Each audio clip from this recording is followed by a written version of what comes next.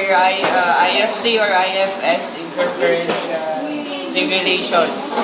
So when you say interferential, means the word interference. There are two frequencies here that are interfering with each other, like interfere with each other, and then utilizes a medium frequency current, medium. So ang naka-advantage sa medium is that mas comfortable siya on the parts of patient. Mas comfortable siya medium. Nagharoy ito sunod. Hindi na pa ako. Okay, so here I have this, your main switch on and off. So again, 0 is off, vertical line is on. There, back. And then here, I have base AM, spectrum frequency. Pushing you. Oh, wait, base AM. Kasama sa sibudok sa mag-internet po sibudok pakaan. Set na na frequency. I want to just intensity by time.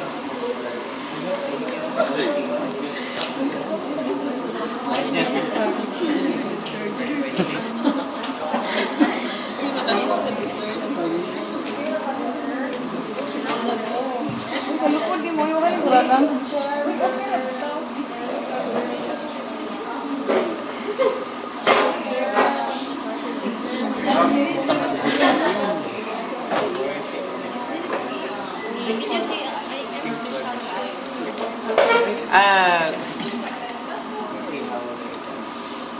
Ayan siya. Okay, so in interferential current stimulation or differential, you're going to use two frequencies here, medium frequency. So try to look at this first. This is your carrier wave frequency. Muna siya kung saan ka frequency mo i-adjust. Take note, you have 2 and 4 here. Ang yang unit is kilohertz. So here, you're going to choose either 2 or 4. Usually here, kani siya nga model, pwede mo gusto siya ka-stimulate o muscle, pwede sa for pain relief. So we're just going to focus on pain relief lang, rather than pain. So just place this to 4. So pasabot, when you select that to 4 kilohertz, pasabot, ang usa na ka-frequency for this would be 4,000 hertz or 4 kilohertz. Ang usa niya ka-frequency. Ang usa na sa nga frequency, you're going to adjust the other frequency. So mani siya, these two knobs is to adjust for the other frequency. So this is usually what you call the base frequency. Ano na mag-mind of saying name. So ano siya, adjust. Like for example, we place this to 70 hertz. So pasabot na that you have a frequency, ang usa is 4,000 hertz or 4 kilohertz. The other one is 4,070 hertz. So 4,070 hertz. Imo lang i-add. So naho gani nga, you now have two medium frequency here, 4,000 and 4,070. Sa inyong lecture, di ba, you have learned that you have 2, then 4,000 or 4,100, minus and subtract. So you have a bit frequency or frequency difference nila that is 100 hertz. So mani siya, if you want 100 hertz as your class, so you can place this to 100 hertz. Na siya. So you're now using 4,000 hertz and 4,100 hertz na frequency. Gawin na siya. Gina. Any spectrum frequency nila.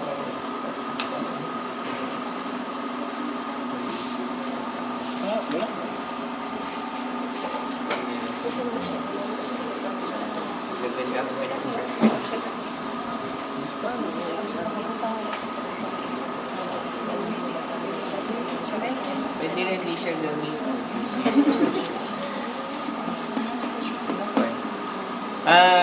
Okay then. Spectrum program.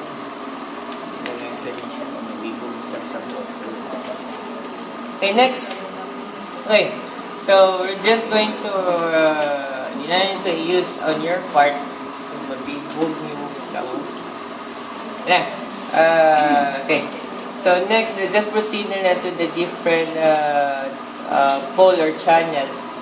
You have two pole or two electrodes or bipolar, and then the other is quadripolar. Quadripolar or 4 channels. Channel 2, 7, or 7. Okay. So, if you want a two-channel or bipolar electrode application, so kanin yung i-choose, kanin duha ka red. If you want a 4-channel, so mani siya, 1 here, kani siya 4-channel ni siya or 4-pole nga ang current dili mag-scan. The other one is 4-pole but the current will now scan. So magsuroy-suroy siya ang current. So mo-scan also. Usually we apply the scanning 4-pole method or 4-channel if patient cannot localize the pain. Wag siya katultol asa yun dapita ang pain. So mali siya inu-use kanang mo-scan. Ay magsuroy-suroy na siya. Ano siya katultol. But if patient can localize the pain, you can either use a 2-pole or bipolar or quadripolar or 4-pole or 4-channel. Here. So, this is the cable there. So, upat yun na siya kapag. So, always mag-partner ang red o red. Mag-partner sa ang black o black. Okay. Red o red o black o black. So, if ever 2-pole method na siya or 2-channel, if you're going to look at here, you only have orange or red. So, therefore, ang live is only the red. So, kanila inyong use. So, din ninyo ni tawag electrode kanina black. Here, kanila ang red. If 4-pole, mani siya, you have to place electrodes on 4 cables. Here. Okay, so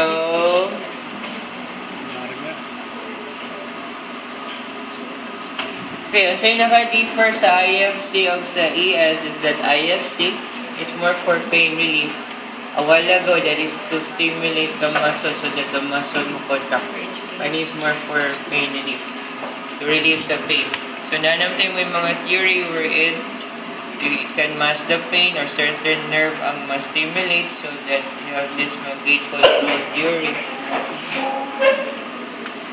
I-mention na niya sa gate control. Yes. Inside patient? Iris. Okay. Liliano. Lagi nakatanong ako, sir. Isay na ay back. May pain. Okay. So, just again, show you so with regards to this different electrodes, so you have a smaller size and a larger size electrode, different sizes to that if ever. Inside patient?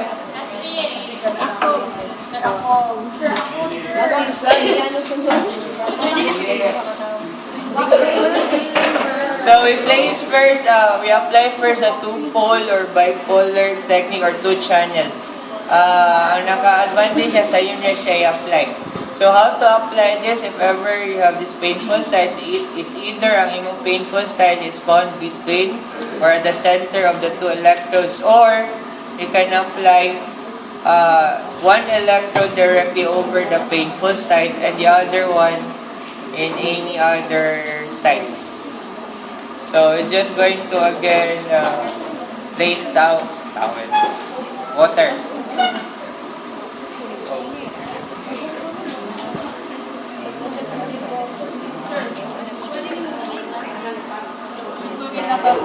Yeah, for na yung therapist ano siya? Pala explain. Hey, there's a question here. Commonly, so with regards to your IFC, it is being applied simultaneously together with your hot box. So if ever hot box and IFC, before you turn on the, before you adjust the intensity of before you turn on the intensity of your IFC or adjust the intensity, you already have to place the hot box sa yung patient. Before you adjust the intensity of the IFC ba, you already have placed the hot box na to your patient. Mani siya scenario here. If ever ang imong electrode is more in contact with the tissue being treated, you na expect that the current density would be high. If ever grabe siyang contact. Kung di kayo siya mo contact, so less ang current density. If ever, mag-una mo apply sa, if ever, iuna niyo yung adjust ang intensity sa inyong IFC, later na niyo apply ang hot box. Tendency is this. Once you tell your patient, okay sir, okay lang mo na feel, if you like that, sige. Pag ngayon siya okay, butangin nyo sa inyong hotbox, bukat mo inyong hotbox, so grabe ang pressure makuan sa, or grabe na ang contact sa electrode. So, mo-increase ang inyong cardias, doon na siya, mo-increase siya gamay. Na siya. So, before you apply your, before you adjust your intensity, you have to apply na your hotbox. But there are some therapists who are against this type of application. Ang ilang rationale is this. Once you apply good IFC, it can alter your sensation. Okay? One of the purpose there is IFC is to mask the pain. So, na siya sensation nga gimask. If you're going to apply your hot box, you have this thermal effect sa hot box. So, na tendency nga, you're placing out two stimulus at the same time. So, it's either ma-feel sa patient, 9 times nga, pwede lang ma-feel sa patient would only be one, either the hot box or the IFC. Muhappen, yun na siya. So, like, if we're going to apply IFC, 9 tendency, ang current na lang na yung ma-feel, di ka siya ka-feel sa heat. So, if di siya ka-feel sa heat, nga, grabe na ligaw kainit, di na siya ka-warn sa therapist. That's the danger there. Or ang heat na lang na feel niya, ang IFC, wakay niya na feel niya, grabe na yung current. Muna siya, some therapists wouldn't apply this na simultaneous, but common siya i-practice sa center just to conserve the time. Maring ito third one. Kaya you have 20 o 20 mga goal to separate. Gusto niya siya. Well, sige sa patient to.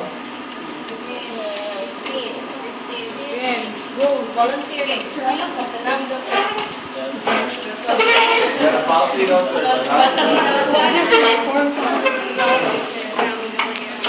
Okay, let's just say you have your lateral epicondylitis. Like this, sige. Yan, yan.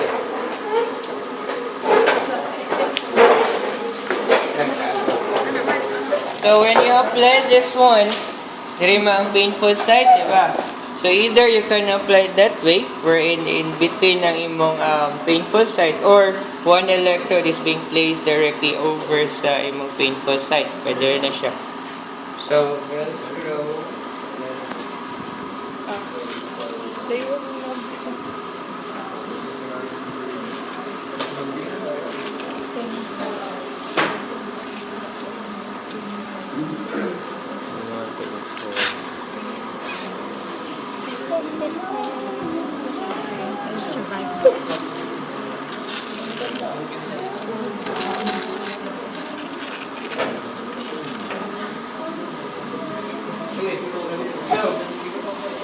Since you have only red, 2 pole mo siya, so red of red siya. Yeah. Okay. So, wala pa rin ako na-explain. Ako na na-explain later. Siya. So, again, here for pain relief. So, 4 ni siya. Pwede na siya for 1. Then, you just adjust the time. So, usually time here is 20 minutes. So, just let's say 10 is already 20. Assume na 10 is already 20. So, 2 pole na siya. Don't mind. So, intensity. Okay, ma'am, we're going to start. Still tingling sensation niya po nangamang. But, here. Ka-feel. There's sense. Ka-feel.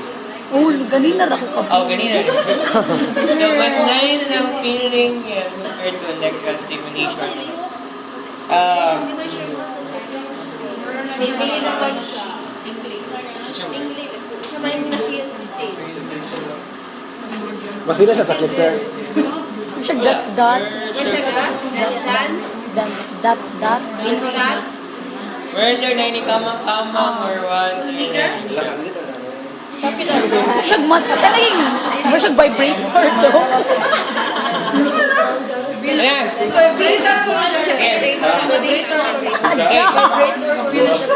Next, you have this quadrupolar four-pole method. So sa four-pole, kinala ang imong current would cross each other. Mo cross yun na siya ang current. So sa quadrupolar or four-pole. So as we mentioned, ang red o red mag-partner mas ang red, if ever is the red, at bang is red yun para mo cross. Yeah, black o black para mo cross. Let's just say we still have lateral epicondylitis and we're going to apply four poles. So how we're going to apply this one?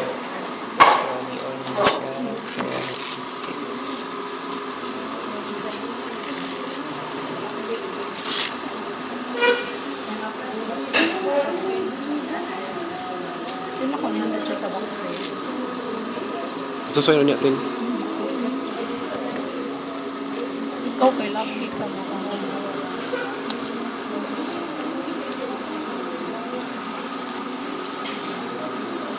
Dili dahil sa ubos, sir. Dili sa ubos ang usa.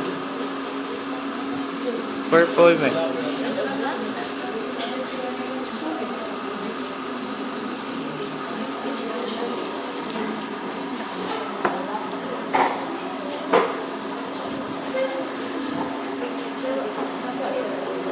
O, nabasa, sir. Yan, basa-basa. Basa-basa. Matay ka sa. Basta sakit if gel gamiton, sir. Ha? Pareha ra. Ano Kung gel gamiton, yung gel gamiton? mas tindat. Mas kuwag lang. Mas. Sir, nga natin din ikibutang nila sa layo ni kanina. Wala na lang, wala.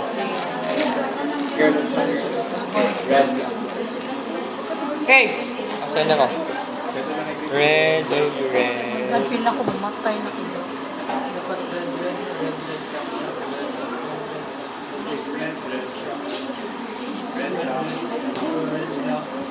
Oh my God, Jordan! Jordan! Okay, manali siya. You have this four-pole. Ano ba? Four-pole. Okay, mani siya. Listen na, mani. Kita mo, sure. Kita mo. This is the area being targeted here, lateral epicondylitis. So you have to kuhan nga mo cross niya imong current to this area here. Mo cross. So therefore, kani siya, if ever this would be red, this one would also be red.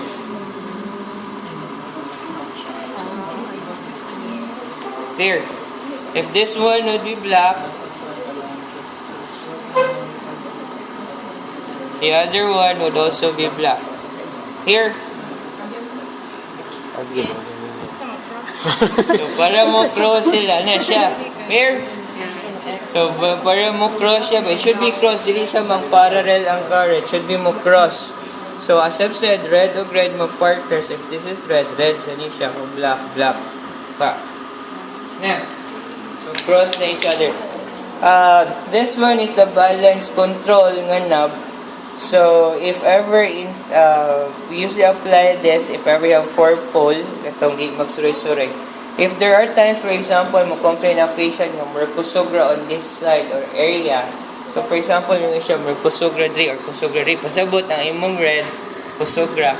So, what you're going to do here is that you tend to move this one, sa middle siya, you have to move this one more towards the black. So that mo increase ang imong black, mo lessen imong red. Here. So, mo na siya nga time na imong i-activate kung may nga patient na kusugra on one side. Ano? Let's start. Sir, bipolar pala. So, you have this quadripolar there. So, face it.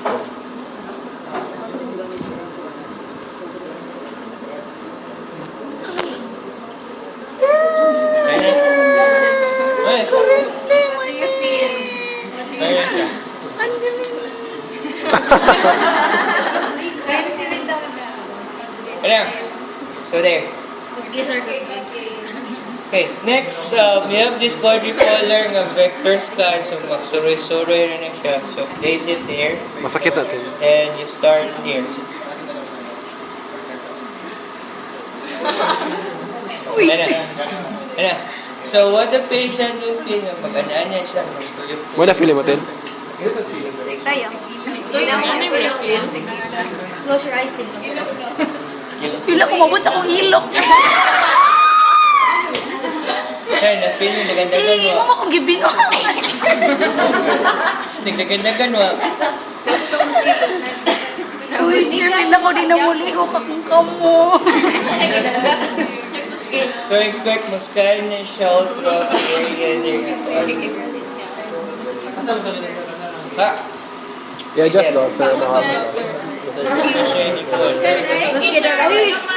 Gamay lang, gamay lang. Uy, hindi mo ka! Gilok siya nga ang buwan. Dili, uy, kay weird pa na. Breaker din. Look na breaker din na may breaker din. Yung look na din. And, you have to remove first. Jared man nagtudlo na ko. You have to remove first the electrode before turning off the machine, ha? Ha? Tanan. Ha? Sir, nagpalor na ba? Over. Remove first the electrode before turning off the machine.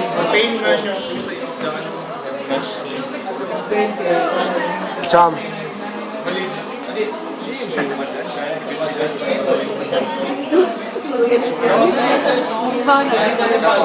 Eh,